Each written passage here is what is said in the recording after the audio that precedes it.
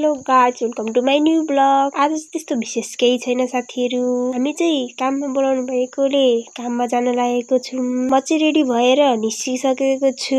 अनि हामी चाहिँ एउटा मात्रै साइकल भएकोले मम्मी कुदाउने, म चाहिँ पछाडि बसेर जाने साथीहरू। त्यही भएर मोज भइरहेको छ। हामी चाहिँ पुगिसक्यौँ है साथीहरू। यहाँ चाहिँ सबैले धान काटेर बिटा बाँधिसक्नु भएको रहेछ।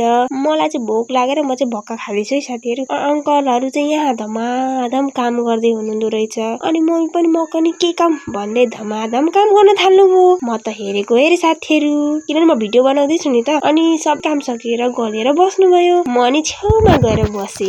काम गरे जस्तो गर्नु पर्यो नि त साथीहरू। अनि काम सकेर घर फर्कियौँ। खाना खाना चाहिँ यहीँ आउनुपर्छ है भनेर आन्टीले बोलाउनु भयो। हामी पनि आन्टीकोतिर लाग्यौँ। हामी चाहिँ पुगेर बसिरहेको छौँ। आन्टीले चाहिँ धमाधम खानेकुरा ल्याएर हामीलाई खाइ गरेर हामी चाहिँ घर फर्किहाल्यौँ। म चाहिँ एकदमै फोरी भएकोले म चाहिँ नुहाउन जाँदैछु साथीहरू। अनि नुहाएर फ्रेस भएर म चाहिँ फर्किसकेको छु साथीहरू।